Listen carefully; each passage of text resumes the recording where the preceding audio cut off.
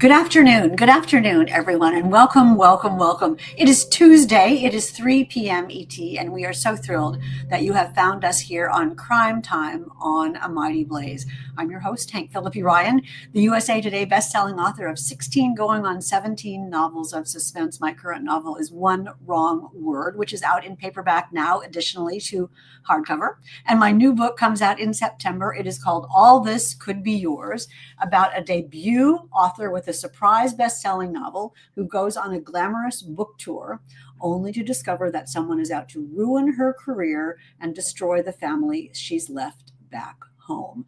It'll be really fun to go on book tour talking about a book called All This Could Be Yours, because the book that she writes is called All This Could Be Yours. So I can't wait for you to read that novel. Remember, it comes out on September the 9th. And as I told you, that is the same day that Dan Brown's new book comes out, the sequel to the Da Vinci Code. So every time you hear about that book, you think, oh, my friend Hank has a book coming out that day too, called All This Could Be Yours. Me and Dan Brown on the same day. A lot of fun, a lot of fun. But speaking of a lot of fun, today we have Sue Hincenbergs. Speaking of debut novelists, Sue Hincenbergs' new retirement plan is just out, and it is hilarious. It is unique. It is funny. It is sort of Knives Out meets the Thursday Murder Club. And we're going to talk about that in a minute. But I want to welcome Sue from Toronto. Welcome and congratulations. Thank you, Hank. Thank you very much. And I want to welcome everybody who's here today. When I look over here, you all, I'm looking at the comments. Sharon Bishop is here, and Shannon Hansen, and Renee, and Robin Stahl. So many people are here. That's great. Nice to see you all. And we will just stall a bit while everybody arrives. But welcome, welcome, welcome. It is so much fun to see you all here tonight. We love when we get to celebrate a debut novel. Let me ask you, Sue, about a debut novel. Is this something that you've dreamed about for years, or was this something that just popped up in your consciousness? What is it like to have a debut novel? It's surreal, to tell you the truth, that I'm 64 years old and I'm a debut novelist. How does that even happen? I should be like sitting on a beach, playing pickleball and stuff like that. But it's really exciting, especially at this stage of my life. And it was a dream that I'd had for years and just kind of shelved and then pulled it out again. It's interesting, isn't it, how when it's the right time for something, that's what happens. I thought about writing a book for years before I did. I wrote my first book at 55. I thought about writing it for years, and I would say to myself, do you have a good idea for a book? And my brain would say no. Do you think that things happen at the time they're meant to happen? Yeah, somebody asked me if I could have written this earlier, and it's like, I wouldn't have had the time. I had 3 boys in less than 3 years. So I was like, and I worked in TV. So I had a career, I had children, I had a husband who traveled. So even if I'd had an idea, I just wouldn't have had the wherewithal to sit down and do anything with it. Yes, and we'll talk about that idea in a minute. But I do want to say sort of generally, that isn't it. And here's Renee. That's marvelous to see you. And Sue Street is here, and Randy is here. That's great. Deborah Press and Katie, Julie Brinkley. Hi, says welcome. Sherry Steuben. And Robin says, I'm loving Hank's new book. Thank you so much. But speaking of Sue's new book, we are talking about The Retirement Plan by Sue Hincenbergs. It's kind of audacious to think, I'm going to write a book. I'm actually going to do this. And I expect it. I expect to be able to do it. Can you talk a little bit about how your mind thought about that big step? It was kind of a naive leap of faith, I think. It started like from the dream, having had that dream as a kid, always being a reader and loving to fall into the worlds that you'd read about and hoping to create one. And when I did, even just in school, how much I enjoyed it. And it comes down to being 20 years old and going to a Bruce Springsteen concert, of all things.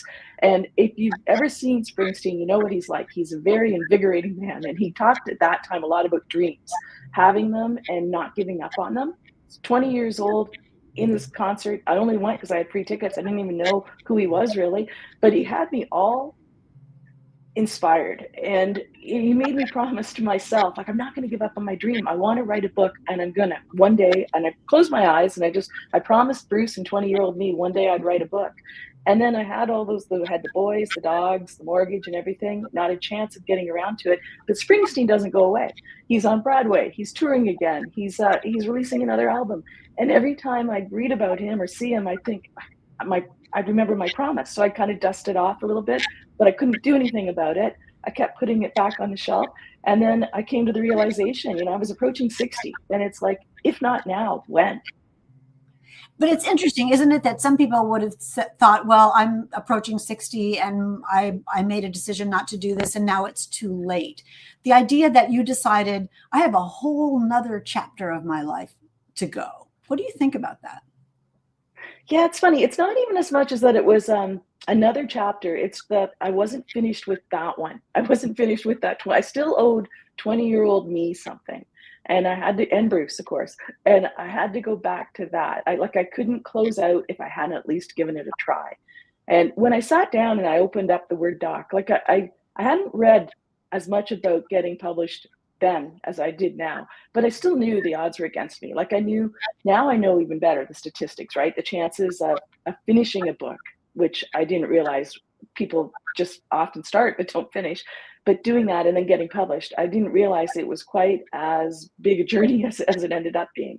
But I just thought, I guess that's lucky that I was a little bit naive and I didn't know. So I opened up the Word doc and just dove in, not really knowing what I was doing. But it is interesting because you were talking about growing up reading. And you think, well, I know the rhythm of a book. I know how it goes. And as a television person, you also know about storytelling. And that's what's so key about this. And what's cool, I'm thinking about this, is that there's no better storyteller than Bruce Springsteen. I mean, every song is just a passionate, wonderful, heartfelt, gorgeously written, poetic.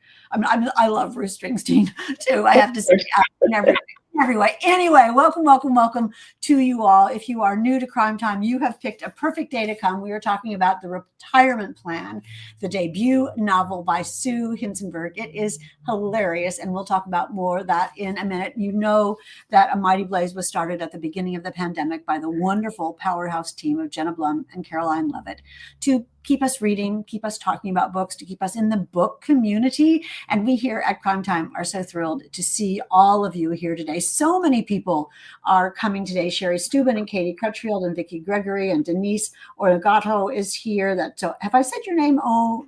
Ongarato is here. Sorry, forgive me, Denise. I'll get this. And it is marvelous that you all are here today. We have been doing this for 5 years now, and we are still going strong. Let me tell you quickly about Sue Hincenbergs, and then we will talk a little bit more about The Retirement Plan. Sue Hincenbergs is a former television producer. We were talking backstage about this, of course, who has worked on multiple award-winning programs. She lives in Toronto with her very much alive husband. You'll know what we mean when you read this book, and I hope you do. Her scruffy middle-aged rescue dog, Kramer, and the rooms full of stuff her 3 sons left behind when they moved out, though the porch light is always on in case one comes by for a visit. The Retirement Plan, as we were discussing, is her first novel, and look at that gorgeous, perfect cover. We will talk about that more in a minute. So this book. Well, just tell us about this book. Tell us the premise of this book and what it's about. Well, at the heart of it, it's friendships and marriage. It's about 4 couples who have been friends for about 30 years, and they're at the stage of their lives where they should be retiring, but they can't afford to because a few years back, the husband's made a bad investment and they lost all the retirement savings. So since then, the marriages have just withered from the blame and the shame. And everybody's just going through the motions. But then one of the husbands dies in an accident, and the widow receives this huge insurance payout. The other wives are shocked to see her rebound. And then they come to realize that their husbands have the same kind of insurance coverage. So at that point, it seems the only thing standing between them and their dream retirement with their girlfriends are their husbands. So they hire a hitman to kill the men. But what they don't realize is their husbands aren't necessarily the duds they think they are. And the husbands have been up to something. And they've hired the same hitman for a job of their own. It is so hilarious. It is constantly hilarious and constantly entertaining. And let me tell you all, one of you is going to win a copy of The Retirement Plan, brand new novel from Sue Hincenbergs. All you have to do is leave a question or a comment. Don't tell us if you plan to kill your spouse. We just don't want to know that. Leave a question or a comment or just general adulation for Sue, and you will be entered to win. Denise says, hysterical. Yes, indeed, it is. The four couples that your ensemble cast, four couples plus a couple more incredibly hilariously wonderful main characters. How did you come up with those couples, and how do you make us feel, how do you make us feel relatable to women who are trying to kill their husbands? Talk a little bit about that Yeah. tightrope. Yeah. I feel like I always have to preface things by saying it's not a how-to book, and it's not a memoir either. It's just totally fiction. But just the same way that these couples have been friends for 30 years, my husband and I had these friendships that we met when our kids were little and in sports. And we had four couples. We had 9 boys and 1 girl between us, and we just spent a lot of time together. Hockey and then lacrosse and soccer and all that stuff. You can imagine, right? A lot of time sitting along canals at rowing events and that too. So you bond with that. And then the kids grow up and they all go off to do their separate things. But these group of parents, we still kept meeting. And there's just such fun and richness in that. That was part of it, is kind of wanting to share that, like just and the humor, because the big part of the book, I think, is the humor. And there's a lot of humor in friendships. And as well, marriages. These were long marriages. I've listened to those wives grieve about their husbands for years. So I know more about their husbands than their husbands would think I know. We all do, right? We're just pretty open about that. And there's a lot of humor in marriage grievances as well. So it was just kind of mining those and weaving it into a story. So many times in the novel, I thought, oh, I felt that way. Absolutely. Or you say randomly to someone, if you do that one more to your husband or spouse, if you do that one more time, I'm just going to kill you. But the idea of putting this caper into motion on either side of the spousal affair is really funny. The retirement plan, though, the title, that is really touching as well, because there's a point that's in everyone's lives, whether you all are there or not yet, where you think, what am I going to do now if I'm not working anymore? And how will I have money? And essentially, is this all there is to my life? Have I chosen a path that's inevitable? Talk a little bit about that as a theme as well.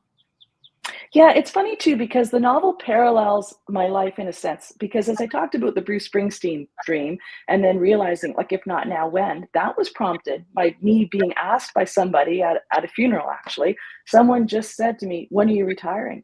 And I was about 59, and it just hit me in my chest. It's like, well, how old do you think I am? And I am that old. And when did all that happen? And I don't have a plan.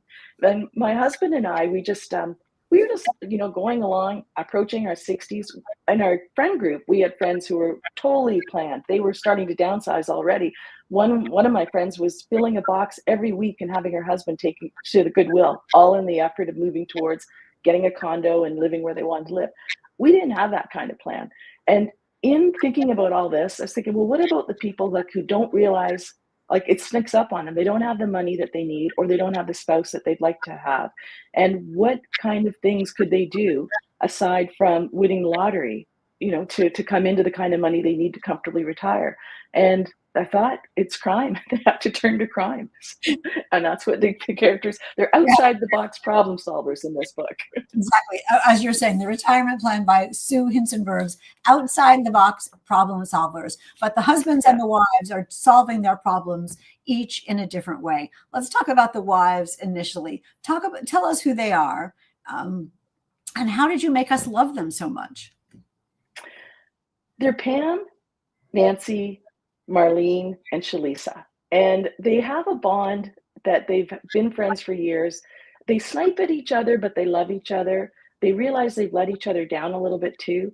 And I think if anybody's had a friendship, the minivan you want to be in, right? That it's a fun ride. Sometimes people are saying things that you're like aghast at, and you can call them out on it. And that's the kind of friendship that is in this book. The friends that you don't have to get out of the car and just like hold your tongue and be quiet till you get in home and then tell your husband, you wouldn't believe what they said. You can look at these people and you can say, are you kidding me? Like, you're really thinking that? So it's that friendship. And I think, I look for traits to have. Everybody has that girlfriend who pulls out the calculator at lunch, and is tends to be a little cheap. You have the one that's really caring, and I just looked at that and just tried to make them representative of a lot of friend groups. They're incredibly relatable, and it's so much fun to listen to them talk, and so much fun to be with them as this plan hatches. Katie says a humorous crime book. Gotta love it. Absolutely so. Thanks. And when women decide what to do, there's the moment where people are thinking, and Betty Fellow says this sounds great. There's a moment when just sort of wishing and theorizing turns into reality. Talk a little bit about that moment and how it was for you to write that, because that's when you have to win us over. Oh, you think? Okay. Well, I found it was a little bit of a dance because you had to have the husbands be bad enough that it could justify the women wanting to kill them. But then, depending on how the novel played out, I didn't know if you really wanted the men to die. So it was kind of, I don't, conscious of spoilers. I don't want to say too much, but there was the dance on what they could do that was so bad and yet still possibly be redeemable. But are you talking about a particular moment, Hank? Well, Do you have in mind? Idea. I can imagine the two of us sitting at the kitchen table, and one of us saying, we could just, she got $1 million, and we have the possibility of $1 million. And the thing that takes that from, a discussion over a gin and tonic or whatever it was into reality. How do four regular women decide? Yeah. Kill their husbands. As a crime writer, you have to think of a crime and then you have to figure out a way to execute it. If you forgive the expression, you have to figure out a way to make it work. And you're answering exactly what I was asking you precisely. How do these women know how to do this? Yeah. Well, in thinking about that too, it's like, again, wondering about what you can do to get money aside from winning the lottery. It was like my girlfriends and I would just talk about that too, that our husbands were heavily insured. And it's like, if we'd ever do anything to them, we'd miss them. But think of the life we could have, and you'd be joking and all that. And in the book, it's the kind of realization that these wives come to, that they're 62, 63 years old and their lives are not that bad. And then is that what life is? That they're supposed to be 63 and be satisfied that life's not that bad? Like, they deserve their life to be like freaking fantastic. And how do you get that? And they realize if they band together, these women could get their fantastic lives back. Sometimes you have to make a sacrifice, right? And then on the other side of the equation are the husbands, and they're connected with the casino. Talk a little bit, as much as you can, about that and where the casino idea came from. I had to find a crime, as you said. You have the plot and you have the thought, and where can they get money? And I remember Googling around and looking to thinking, racking my brains to think about how somebody could get a lot of money. Could they embezzle, whatever? And then, that old saying that sometimes fact is weirder than fiction. I found a true story that happened in Florida, where 4 couples had worked at a casino in Florida. The husbands had worked at the casino in Florida, and they'd ripped the casino off for years to millions of dollars. And they only got caught because they spent the spoils. They bought houses and cars, and they prepaid college educations, and people in town started to realize it.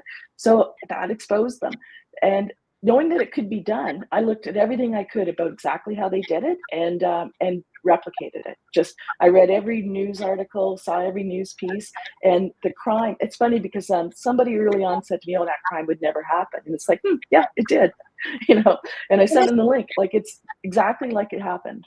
It is funny when something in real life happens that's so intriguing and so intricate and so fascinating and really would have worked for who knows how long, until someone gets greedy. And that always pushes it over the limit. Everyone loves, this is sort of out of the clear blue, but we're talking about the retirement plan by Sue Hincenbergs. And one of the most lovable characters is a dog.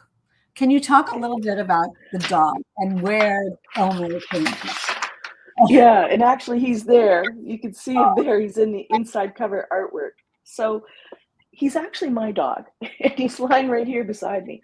So the story of that is that I was pretty much finished writing the first draft, and I thought the story needs a dog because not really knowing how to write a book. I've been reading all the novels, all the how-to books, like the Save the Cat, the Breakout novel, etc. And the Save the Cat theory, the mentality is that if you want to show that a character is good, have them save an animal. And in this book, the villain was virtually saying, "I'm not a villain." And I thought, yeah, how do you know he's not a villain? And I thought, well, if he saved a cat, you know he's good. So if he hurts a dog, you might think he's bad. So that was like cue the dog. And literally, I thought, okay, I need a dog. I looked beside me and I thought, my dog's kind of weird. He's a middle-aged scruffy rescue dog. He's long and short. He's got like big heart. He's missing half his teeth. He has all these quirks that are in the book. I just put them in. Like I'd love to say that they were from my imagination, but they're all like literally my dog. My dog's named Kramer. The dog in the book is Elmer. But just everything from never barking to following conversations with his eyes and just always looking for the air conditioning vent. Oh, that's great, as we all are. That's adorable. And Yeah. I and Elmer, we'll talk a little bit about Hector then, as you were alluding to Hector, because in this book, it's wonderful because no one is cut and dried, good or bad. Everybody believes something, wants something. Everybody has a skill, even the good guys, even the bad guys. Everybody has a goal. Everybody has something that they can do. Everybody has a little bit of ulterior motives. Tell us a little bit about Hector and how he developed and where he came from.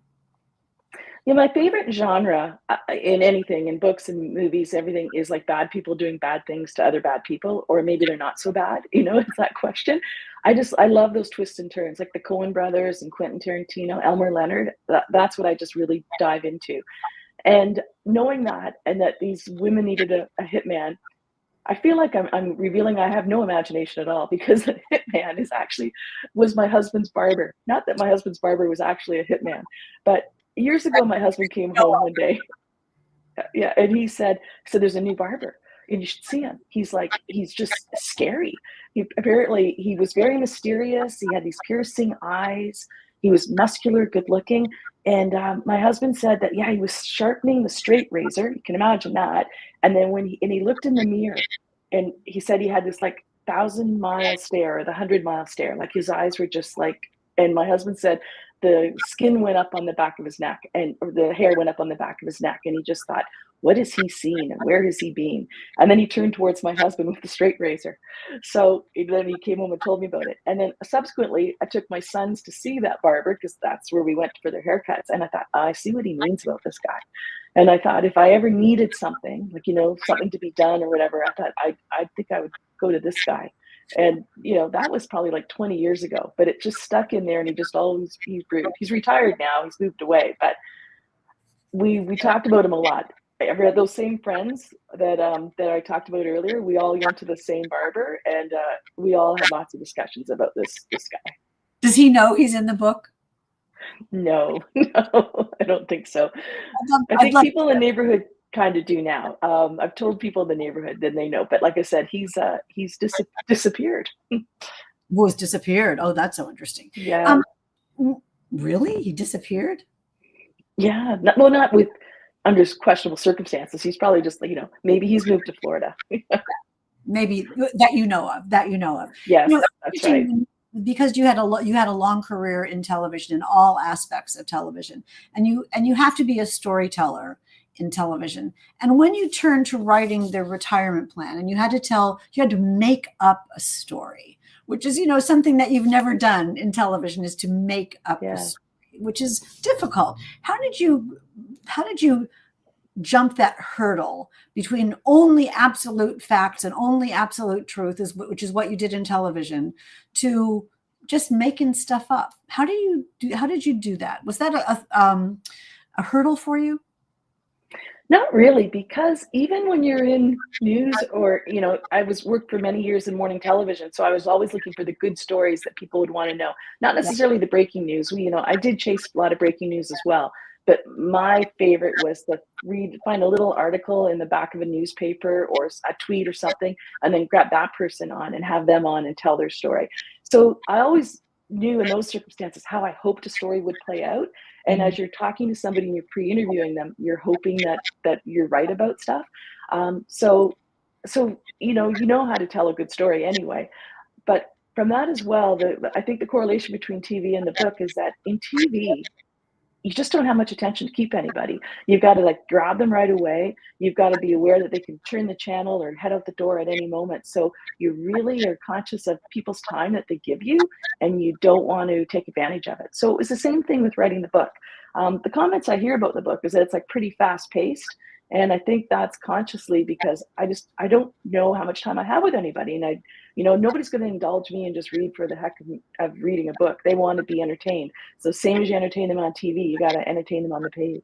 Yes, and you really succeed with that in the retirement plan. But the other thing in television, when you're scouting for stories or investigating stories or writing a story or guiding other people, other reporters to find stories, you don't really know the ending in television. You're out in search of the story as a reporter or a producer in television, in search of the story. Did you know the ending of this book when you started, or were you just in search of the ending as you were writing it? I was kind of in search of the ending as I was writing it. I had an idea. I had certain signposts I wanted, but I wasn't really sure how it would all wrap up. Um, yeah, and I'm glad I didn't, because again, I'm reading all these books. Like one of the things I think Stephen King rather, he doesn't really ascribe to the plot. Like some of these books are like, you got all these beats, you got to hit all these beats. I don't understand those books. I bought them all, I underlined them, I put in all kinds of post-it notes, and I was just like so confused. I just didn't know. And some people say that if you write like that, predictably, like you're following the beat chart, people can foresee the beats coming. So keeping that in mind, I thought, well, there's no harm in just kind of winging it. And I listened to an author, Jessie Q. Sands. I always say her name wrong. Sutanto, Dial A for Auntie. And right about the same time I was debating about the structure of the book, I read this, or I heard this interview with her where she said she didn't understand those books either, and none of them worked for her. And she decided to just trust herself. And that kind of gave me permission to trust myself as well. And I thought, I've read books, I've watched these movies, to just see if I had like an intuition to tell it. And that's what I went with. I mean, I agree with you. First of all, I will tell you, because it's just us, that I have read those books as well. And I still say to people, tell me again what a beat is. I don't really get that. But again, Yeah. I know how to tell a story. I know how to keep people interested. I know how to drop gold coins along the way so you keep walking through the woods. It has a beginning, middle, and an end. And it's a character you care about and a problem that needs to be solved, just like a television story. We know how to do that. There are just so many different ways of writing a book. And clearly you have figured out your way to write your wonderful book. Your style, Sue, is pretty unique, I have to say. Your writing style is unique.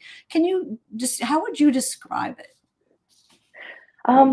Just to backtrack a little bit too, like I don't understand what break into act two means. Like that's something that totally, mystifies me. But my style, I would say I just write what I like to read.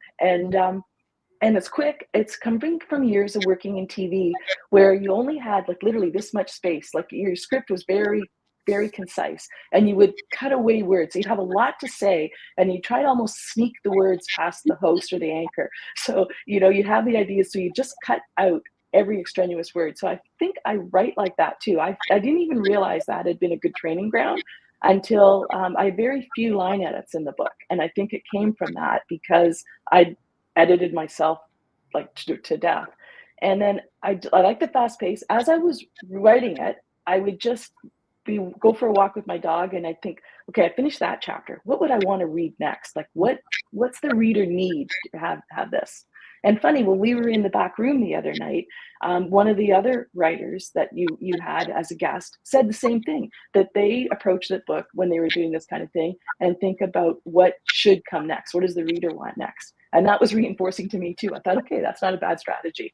No, it's wonderful. Also, I think about what would really happen? What does the character really want now? What is their goal? What is their desire? And what are they going to do to get that. I mean, it's such an interesting process. And I want to remind you all, welcome Sue Street, and Andrew Ball is here, and Lori Hernandez and Renee Herskowitz. So fabulous. Lori Hernandez says it's all about the human interest story. You have about 2 minutes to leave a question or a comment for Sue, and you will be entered to win a copy of the retirement plan. So do not miss your opportunity.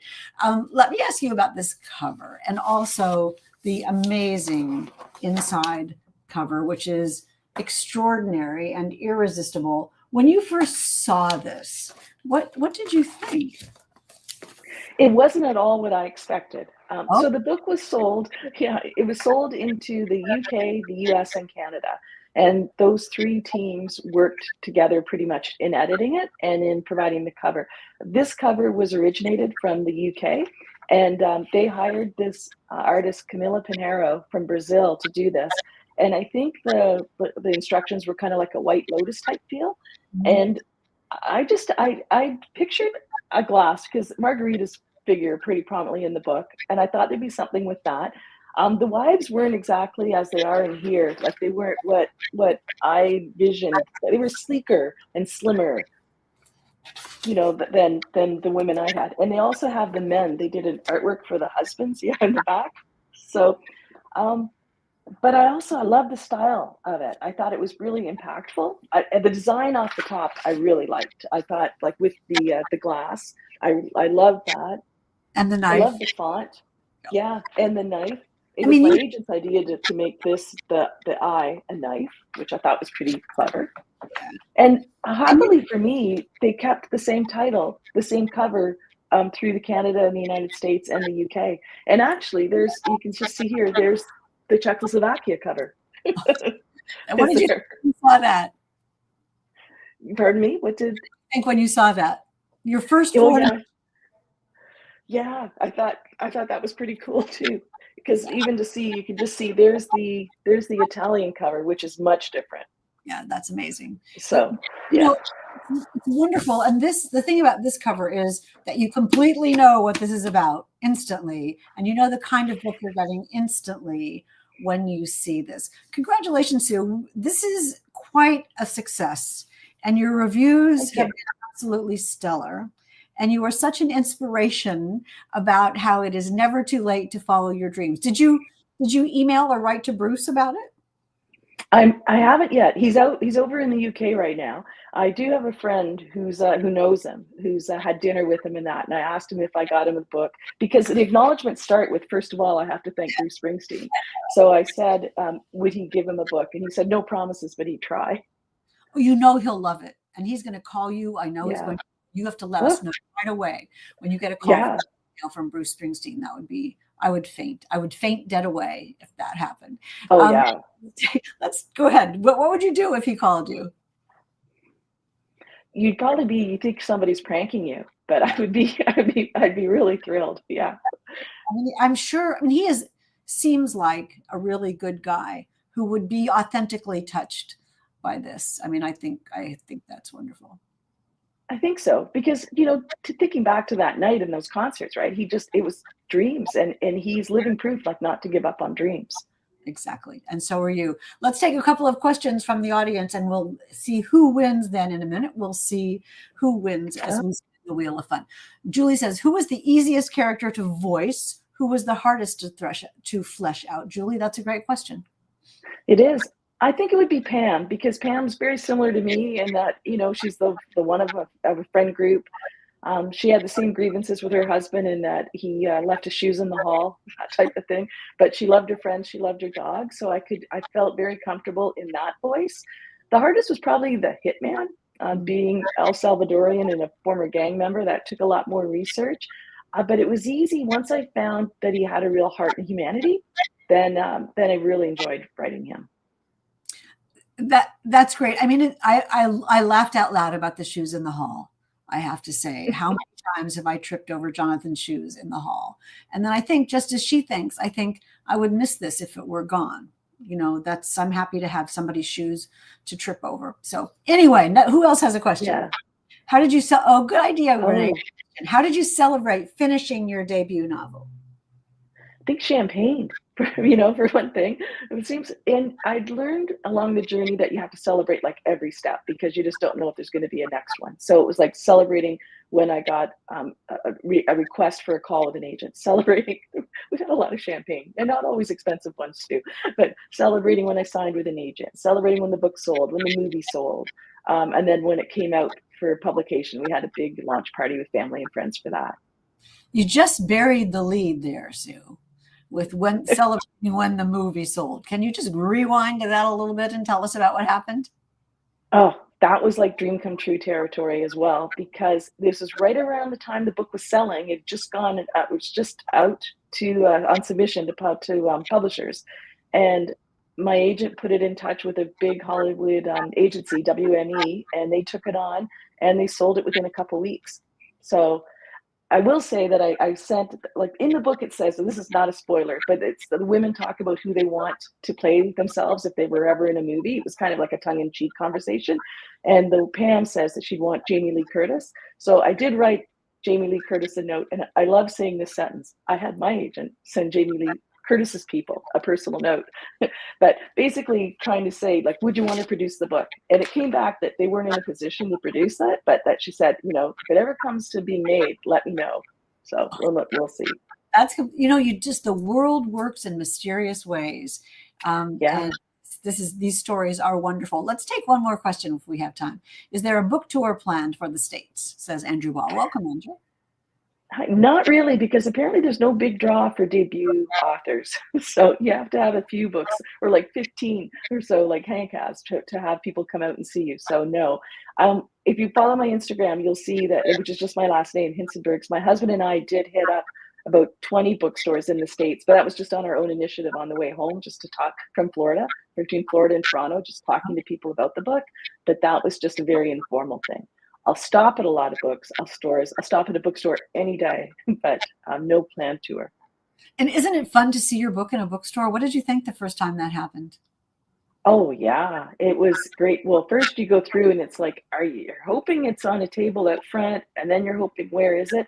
And I finally thought, is it back, like in the, like way at the back of the store? But I found it was on the wall with bestsellers. I thought, oh, that's a little presumptuous. I don't know if it should be up there. Yeah, but it No, was good. as you said, you celebrate every good thing that happens because, this is your moment and this is fantastic. And this is absolutely wonderful. Sue Hincenbergs' brand new debut novel, The Retirement Plan, is just out and we are celebrating her today. Let's spin the wheel of fun, shall we, Karen, in the back room, and flip that switch and see who will win a copy of this wonderful book. And if you don't win, you know what to do. Run, run, run, click, click, click, get a copy of your own. You will laugh. You will laugh. And the winner is Robin Still. Lucky Robin. Robin is a marvelous and stalwart member of the Crime Time community. And we are so glad that you have won today, Robin. You know the scoop. You will get an email for me and I will email our producer, and the producer will email Sue's people, and Sue will get your book. The rest of you, as I said, you know what to do. Run, run, run, click, click, click, and join the conversation about the retirement plan. Don't get any ideas. Just be entertained. Let me just hold you for 2 seconds while I tell you, do not move or else come back in 15 minutes. We will be interviewing Mary Dixie Carter, whose brand new novel comes out today, Marguerite by the Lake. Look at that evocative cover. It is haunting. It is atmospheric. Reminds me a little bit of Rebecca in a way. I can't wait to hear from Mary Dixie Carter about this novel. Next week, look who we have. Next week at 4 p.m. ET, one of the favorites of Crime Time, Dark Maestro by Brendan Slocum. Brendan, you remember him, is a marvelous author, and his first book, The Violin Conspiracy, was incredible. This is his third book and his third time on Crime Time, and we cannot wait to welcome him. So that is next Tuesday at 4 p.m. ET. But today we have been talking to the debut author, Sue Hincenbergs, with her new The Retirement Plan. Sue, thank you so much for being here today. Thank you, Hank. I've really enjoyed it. Thanks so much. I have too. It is terrific to talk to another author who has also been in television. We have a lot in common. So I hope someday Mm. you will come to Boston and we can discuss TV and writing and how our careers or how our lives changed in midlife. I think it's really a wonderful conversation. As for you, we will see you in about 20 minutes right here on Crime Time for Marguerite by the Lake, and then next week at 4 p.m. ET for the fabulous Brendan Slocum. And until then, remember, it is always safe inside a book. And we will see you next time.